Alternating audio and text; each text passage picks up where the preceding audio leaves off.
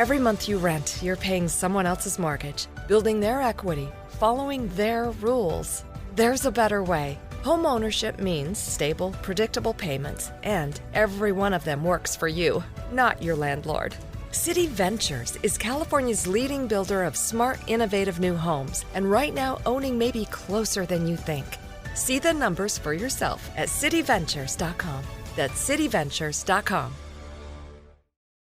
Let's get right out to the zone phone. Joining us now, of course, you see him on KSL Channel 5 and the new program, KSL Sports Front Row as well. He is our buddy Sam Farnsworth. What's up, Sam?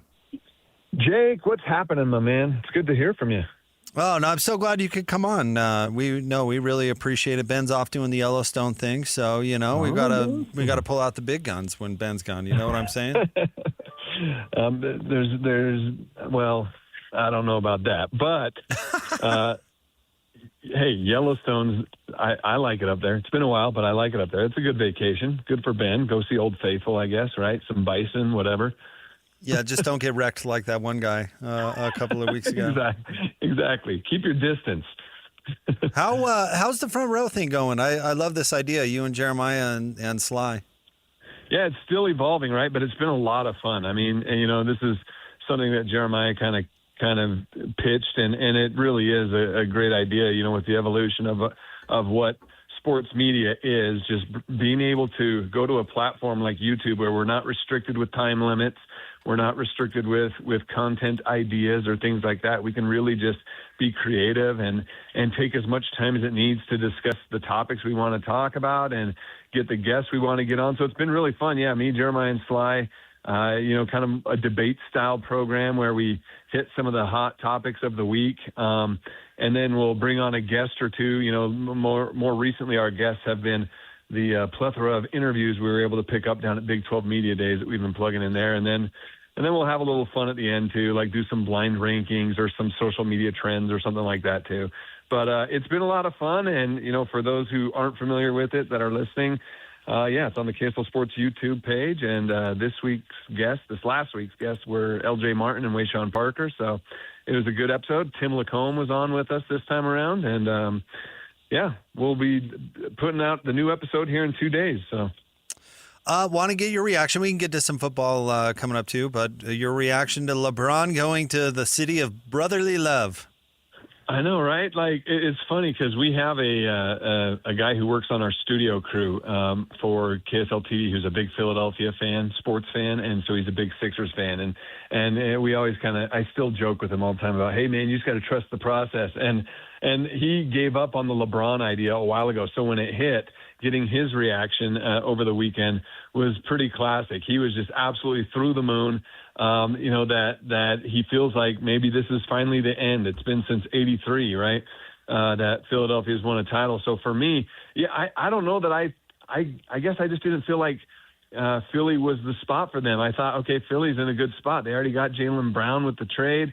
They've got Joel Embiid and Tyrese Maxey. You got VJ Edgecombe, who is an up-and-coming star in the league. I kind of liked the roster they had and the possible trajectory that they were headed towards. And now you add LeBron to it. It makes it really, really interesting because I'll be honest, I'm not sure if I believe at this stage in his career. He's still great, but he certainly, I don't think, can carry a team, right? He's got to leave that up to those other names that I mentioned. But having him as an addition to that roster, that could make things really, really interesting in Philadelphia and in the Eastern Conference. LeBron is always concerned about the PR, right? And so this surprised me. I thought the PR move was to go back to Cleveland, for the narrative. Yep.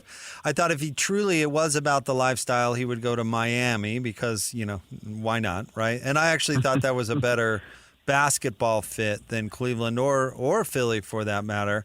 But I'm surprised he went with Philadelphia because I feel like the PR on it is just like Karl Malone going to the Lakers. Yeah. I feel like it's a little bandwagony, a little desperate.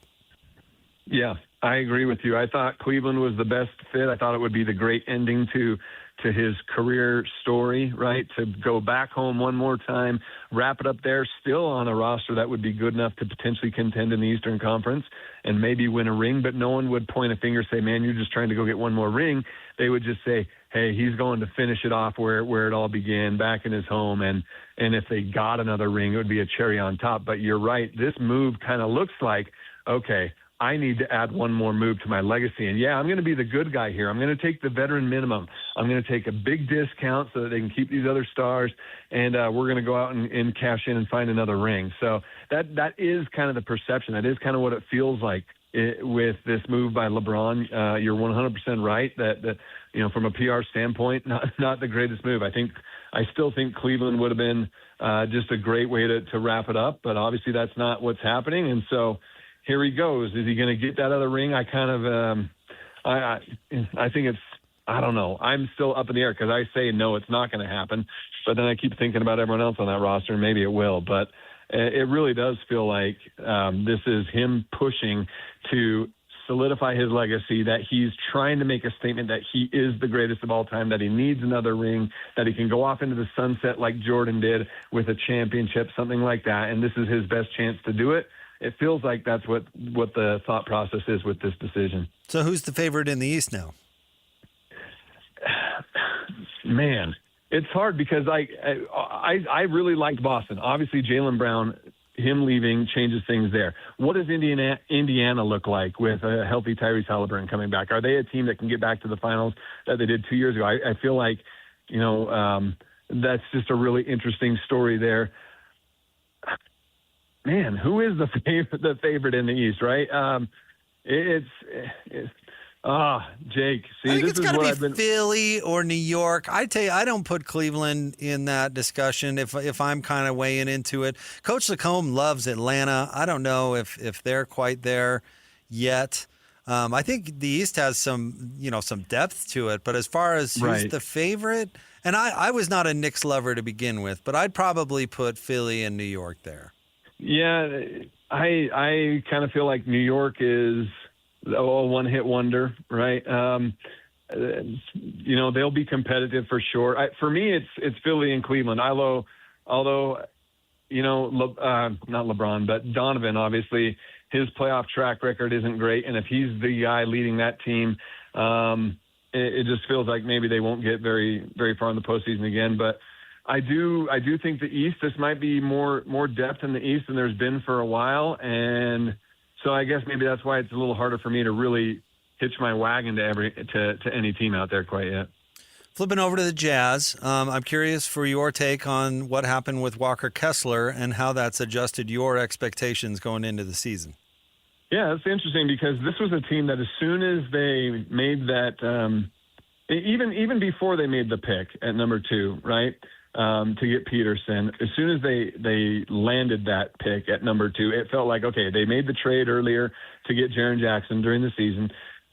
They got the number 2 pick. You've got pieces like, obviously Lowry and, Keontae and his emergence this last year. I thought Ace Bailey was developing great towards the end of the season. I really liked his trajectory.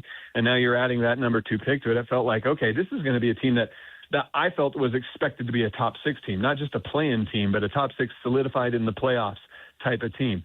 The move of Walker Kessler going to LA, I feel like maybe puts the Jazz on even a play-in bubble a little bit. I still think they're good enough. I have this argument with Jeremiah that I think, and it's not like it's an intense argument or anything, but he feels like they're probably more of a play-in at best team. I still feel like they are on that 6 seed bubble where they can compete for that and get into the playoff. But Walker Kessler, without a doubt, changes what they're going to look like. This could be a team that wins, 45 games this year where they outscore their teams, 130 to 120, throughout the year instead of that defense. Jaren Jackson's a better defender. He's a great defender. He's a better defender when he's next to a big, solid 5 that can also protect the rim.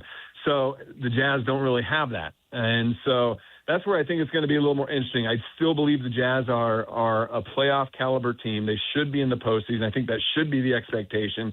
However, again, they're going to be in a lot of shootouts, I think, this year, a lot of offensive shootouts. Here's where maybe I'll side with you a little bit. Although Jeremiah could certainly turn out to be right, of course, because Nurk is not Walker Kessler, and he's certainly not the solution. But who else in the West besides the Jazz got any better? I mean, I would argue Denver is the same, or if not worse. I don't know. I don't know if you're loving LaMelo Ball in Minnesota, but that doesn't really do a lot for me.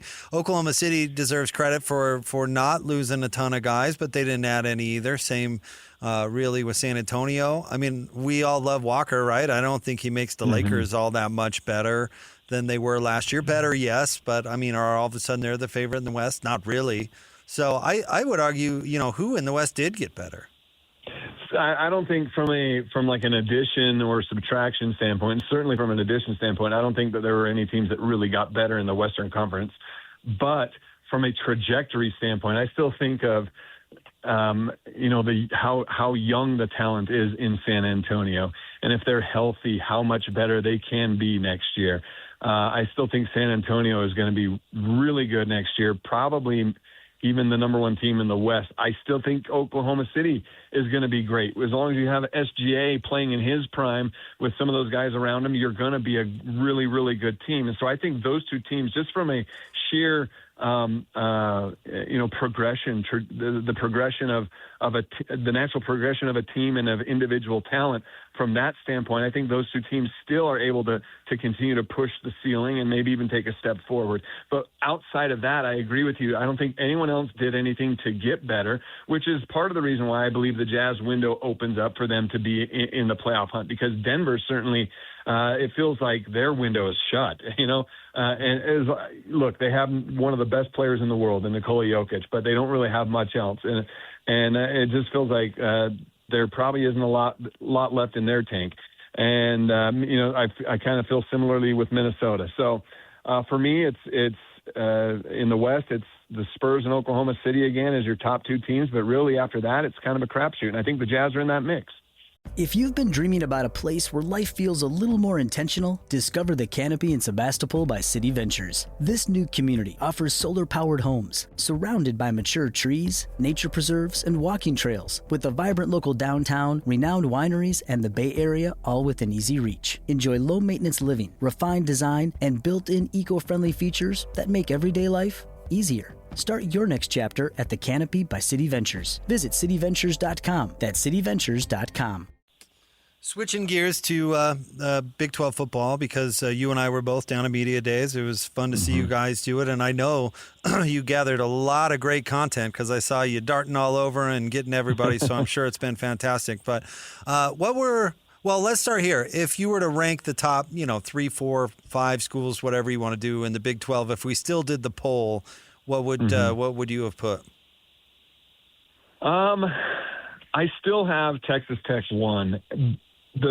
So back when KSL Sports, when we all did our vote, we did our KSL Sports preseason poll since the Big 12 didn't do it, and the poll came out with Texas Tech and BYU 1-2. That's how I voted.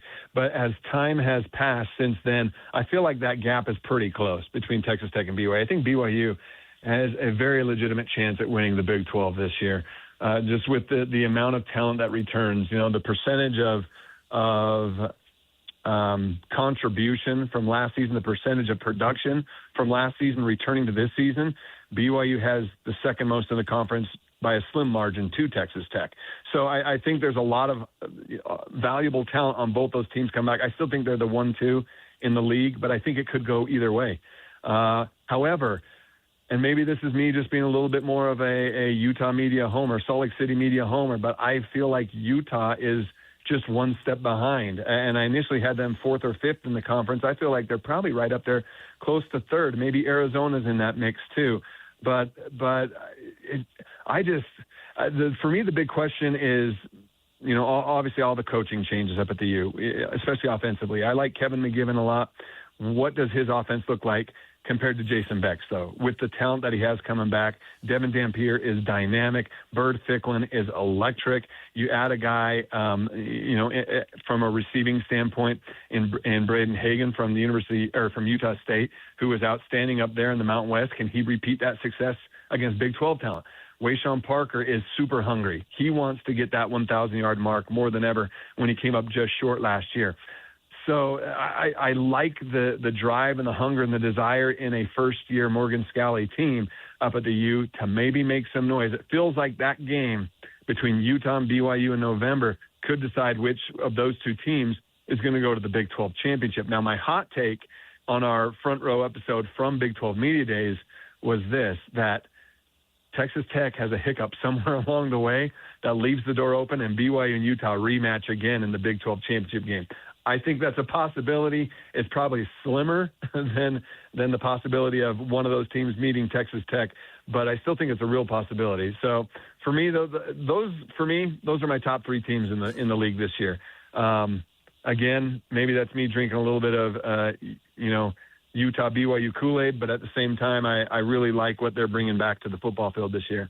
No, it's you thinking about content, like the rest of us, who are thinking to ourselves, wow, wouldn't that be great if they played again in the conference title game? Man, that would be terrific for KSL Sports. We'd be all over that dang thing. No, I think you're thinking with your sports broadcaster brain, which I absolutely love.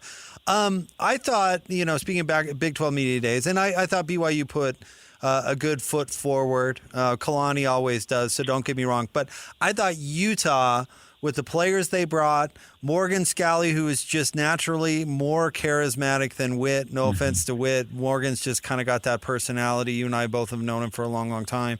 I thought Utah put an unbelievable foot forward at Big 12 Media Days. I was so impressed. Yeah, I agree 100%. And it feels like, for those of us who remember what it was like, the BYU rivalry in the LaVell-Ron McBride days, it feels kind of similar, like we're kind of going back to that where the rivalry is a lot more fun, more amicable. It's still fierce and intense from a player standpoint and from a fan standpoint, but the coaches bridging the gaps and the relationships that they have, I feel like it just makes it that much more fun. However, it's even at a much better talent level, with much higher stakes on the line.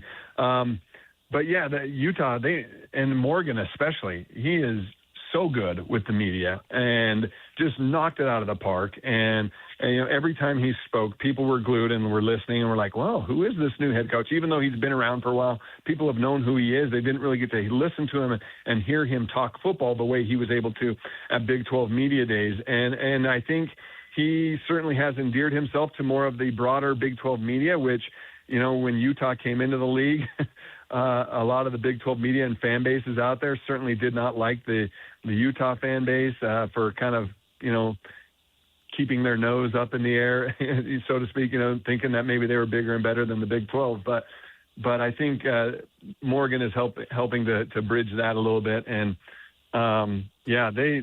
they did such a good job from a media standpoint, from a presentation standpoint down there at Big 12 Media Days.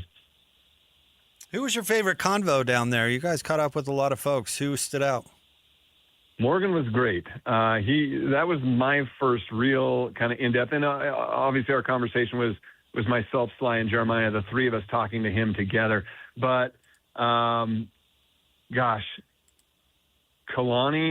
as always, he brought the humor, he was able to poke fun at Sly a little bit in our interview because he coached Sly at the U. So that made it a lot more fun too.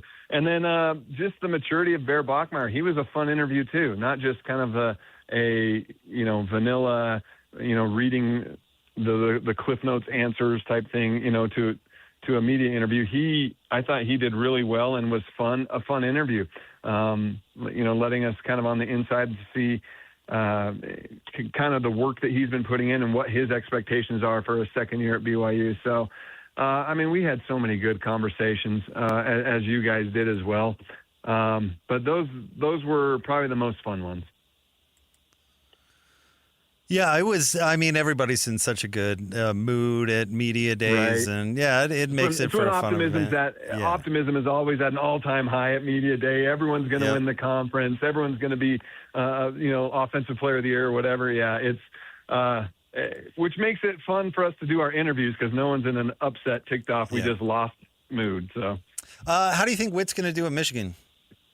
I like him. I still like Coach Witt as as a leader and as a head coach. I think he definitely knows his football. I think I just really like the way, just the way he coaches his teams.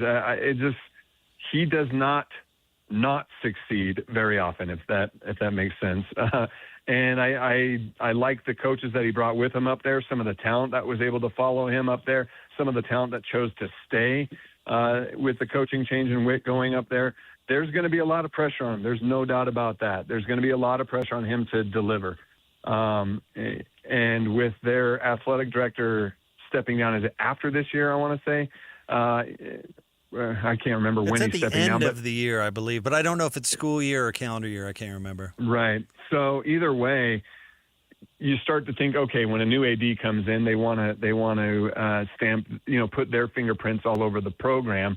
And one of the best ways to do that with a Big Ten program is with the football program, right? And so sometimes I think, okay, if there's any hiccups along the way, especially with an athletic director leaving and a new one, eventually coming in, could that mean Witt is on a shorter leash? Does he have to deliver this year? Does he have to deliver a 9 or 10 win season, be on the cusp of a playoff, go to a bigger bowl game type thing? What does he have to do to ensure that whoever new AD is that comes in says, yeah, you're still the right guy for the job to stick around, and doesn't want to make some sort of shakeup there? Maybe I'm reading too far into AD changes, but whenever there's an AD change at any school anywhere, that's usually one of the first thoughts that come to my mind is, okay, how do they want to change their athletic department to put their fingerprints on the program? So, but overall, I think he's in a good situation. I think he'll do just fine. Obviously, you got to beat Ohio State. If you beat Ohio State, you're doing a pretty good job up there, and it probably provides a little bit of job security. But I am optimistic that he'll be a 9 to 10 win head coach out there. You doing TV tonight? I'm off tonight, oh, man. Look at you. I kind of feel like I've taken a lot of time off lately, but this is our slow time, and it's been good. It's been rejuvenating for me, and I am getting excited for football to start. I saw that there's a lot of training camps starting this week in the NFL, and I listened to a little bit of Devin Lloyd talking to the Carolina media for the first time yesterday, and it got me getting excited for football. It's not too far away. Do you have a hobby? What do you do with your downtime? And you're a dad and an active dad, and your downtime is rare, I know. But are you into something? Like, I like to collect vinyl records. Do you have a hobby? Oh, that's awesome. Yeah, I like that. I would love to see some of your collection sometime. Hobbies. Yeah, my main hobby is dad. That's not much of a hobby, but my kids are all involved in sports and super busy that way, so that keeps me busy. However, this time of year, usually I kind of have a green thumb. I love to garden. Wow. I think it just came from my dad. He had me working in the garden as a kid growing up, so we usually have a pretty big vegetable garden. We have fruit trees and grapevines and things like that. But we had some family things come up that got us really busy this spring, and then we had a late freeze for our trees, and we have absolutely nothing growing. So this year I'm taking my gardening off. But from a hobby standpoint, yeah, that kind of is. I feel like maybe that's me just getting older. But I do love gardening. Oh, good for you. Whatever is the opposite of a green thumb, that's me. My wife and I can't even have houseplants, dude. They just die. I don't know. I swear I water them, and they just don't live. So whatever that is, whatever you have, I do not have it. Oh, that's okay. That's okay, Jake. You've got the vinyl records that I don't have that I kind of wish I did have. Well, so. Come on over one day and we'll jam it out. That's awesome. You have a record player then? You can play them and everything? Oh, yeah. I got a whole setup. That's awesome. Yep. I'm going to put that down on my list now. All right, homie. Well, listen, thank you for jumping on with us. Always great to hear from you, and enjoy a little R&R if you get any. I appreciate it, man. Thanks a lot, Jake. Thank you, Sam. All right, that's our buddy Sam Farnsworth, of course, KSL Channel 5, and check out KSL Sports Front Row with he and Jeremiah and with Sly Sylvester. Overwhelmed? That was me with diabetes. Hey, I'm Jabron. Between teaching and coaching, managing diabetes felt like an extra job. With the Freestyle Libre 3 CGM, I get real-time glucose readings and have the insights to make informed decisions. My life feels lighter now. Learn more at freestylelibre.us. The views expressed should not be used for medical diagnosis or treatment as a substitute for professional medical advice. Individual circumstances may vary. For prescription only. Safety info found at freestylelibre.us. At the Home Depot, finding the perfect carpet for your dream room is easier than ever. Browse a vast assortment of styles, colors, textures, and patterns, all designed to fit your vision and your budget. If you do find a lower quote on your carpeting job, we'll match it. Upgrade your space with carpet from the Home Depot that's plush, comfortable, and made to impress. Because your dream room shouldn't just look better, it should feel better too. Terms and conditions apply.